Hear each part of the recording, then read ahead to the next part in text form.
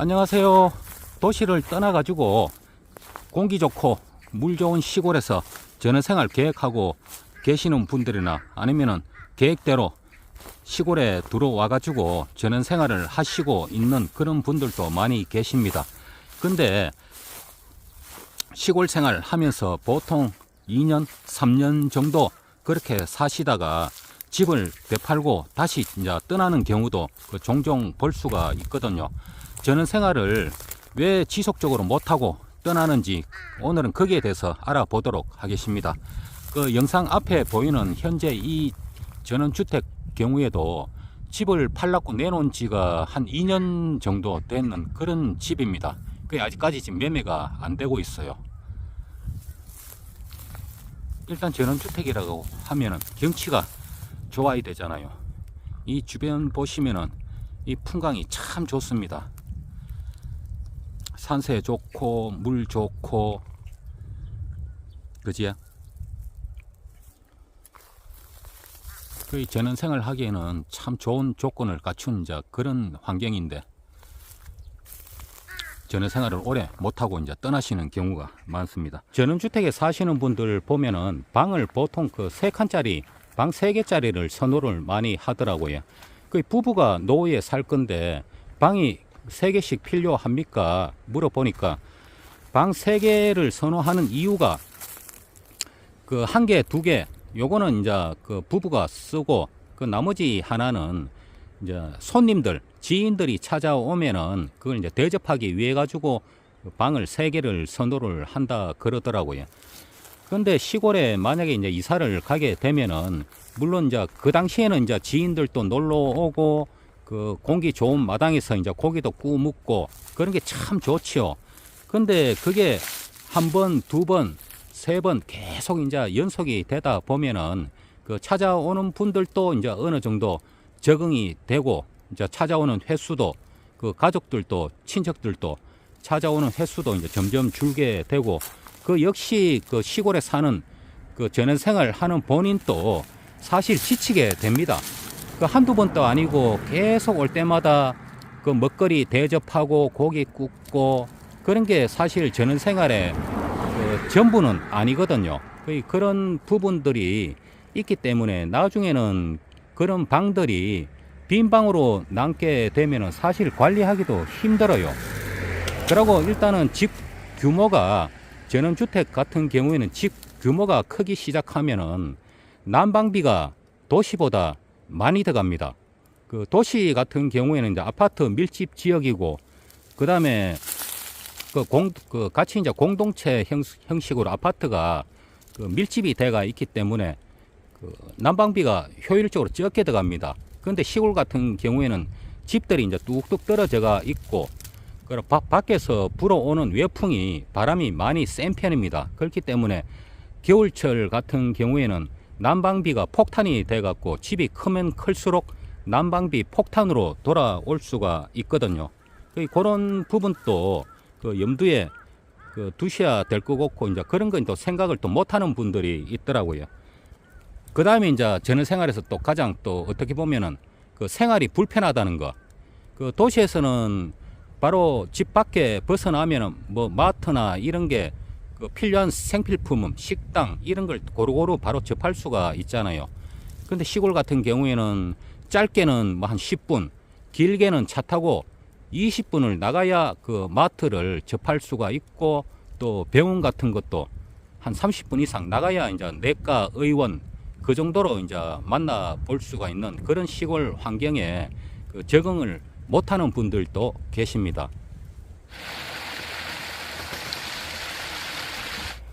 처음에는 시골로 이사 오게 되면은 새로운 환경에 적응한다고 정신없는 그런 시간들을 이제 보내게 되거든요.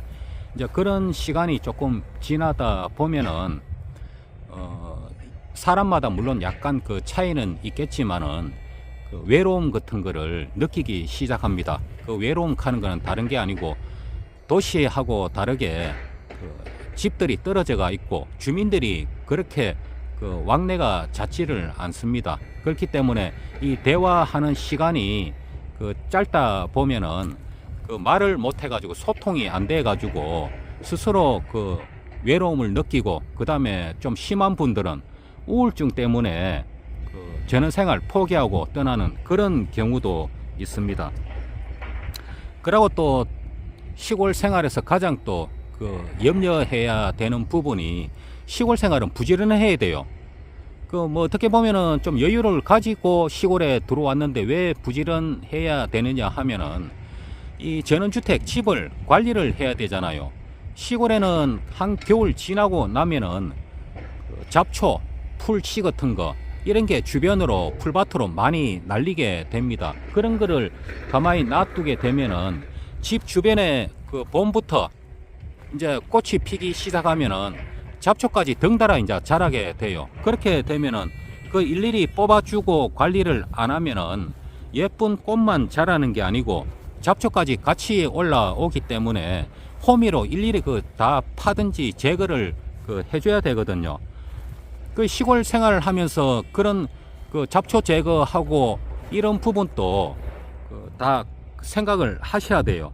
그러고 그 시골 생활 산다고 무조건 그 아프지 말라는 법은 없거든요. 암만 공기가 좋아도 아플 수가 있습니다. 근데 아픈데 시골은 보통 그 의료 시설이 그 억까지 나가봐야 의원급 밖에 안 되기 때문에 그 병원 다니는 것 때문에 지쳐가지고 또 다시 도시로 그렇게 나가는 분들도 계시거든요. 그런 부분도 생각을 하셔야 되고, 특히 이제 이 잔디, 보통 전원주택 하면 잔디를 많이 선호를 하잖아요. 지금 이 집 같은 경우에도 잔디가 관리가 참 잘 돼가 있습니다. 잔디 관리가 잘 돼 있는데 이 보기에는 진짜 좋아요. 그런데 보기에 좋은 거 많지, 이 관리를 진짜 그 신경을 많이 써줘야 됩니다. 이런 게 그냥 잔디만 한번 심어 놓으면 끝나는 게 아니고, 내 이거 봄이 되고 꽃이 피기 시작하면은 이 잡초 속에 그 풀씨들이, 그 잔디 속에 이제 풀씨들이 날려오기 때문에 그런 그 잡초 이런 거를 일일이 다 솎아줘야 됩니다. 그런 걸 솎아주지 않게 되면은 풀밭 되는 거는 순식간에, 그 잔디밭에서 풀밭으로 변하는 거는 순식간입니다. 그런 부분도 있고, 지금 이쪽 라인 마을에도 1년에 전원주택이 평균 한 4채에서 5채 매년 그렇게 매매하려고 집들이 지금 나오고 있습니다. 팔고 떠나고 새로 들어오고 떠나고 이런 상황이 매년 또 반복이 돼요.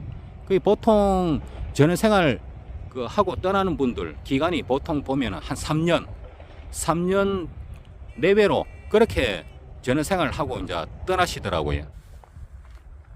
마지막으로 또 염두에 둬야 될 거는, 좋은 집에서 이제 오래 살면은 좋겠지만은 만에 하나 나중에 그 전원생활 하다가 문제가 있어가지고 다시 이제 되팔아야 되는 경우가 생기잖아요.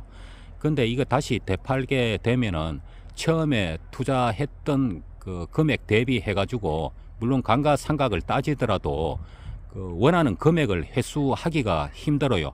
아까도 보셨지만은 전원주택은 그 매매도 어려울 뿐더러 사실 또 쉽게 잘 팔리지를 않습니다. 도시 같은 경우에는 매매를 그 내놓게 되면은 어느 정도 기준 시가가 정해져가 있어가지고 그 기준에서 가격을 조금 다운을 한다든지 이렇게 하면 급매로 바로 처리가 가능한데, 시골은 그렇지가 않습니다. 전원주택 같은 경우에는 기준 시가가 따로 없어요. 그러니까 자기가 투자했던 금액 대비해가지고 그렇게 가격을 내놓다 보면은 한 원금의 한 60% 건져야 그것도 제대로 그 팔릴까 말까 그런 그 경우가 허다합니다. 실제 그 1년, 2년 돼도 잘 팔리지도 않는 경우도, 그런 경우도 있기 때문에 나중에 재산권 거기에 대한 부분도 생각을 좀 해 보셔야 될 겁니다. 그리고 기촌하신 선배님들 얘기를 들어보면은 절대 전원주택 30평 이상 크게 짓지 마라. 그러고 방을 될 수 있으면 2칸 정도로만 하는 게 좋다. 그 손님을 위해 가지고 방 한 칸을 따로 만들어 놓는 거, 그건 나중에 다 쓸데없는 짓이다.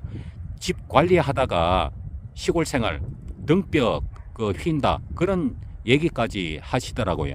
그 아담하게 하시는 거를 선호를 하고, 그 다음에 실패 없는 그런 기촌 생활 하시려고 하면은 먼저 집을 떨렁 사는 것보다는 집은 돈만 있으면은 얼마든지 그 비슷한 환경의 집을 구입을 할 수가 있습니다.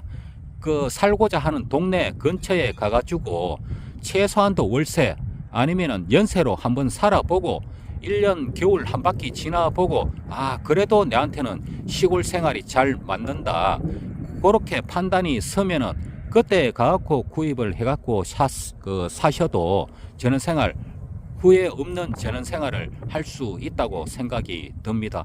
오늘 방송은 여기까지 하고 마치도록 하겠습니다. 감사합니다.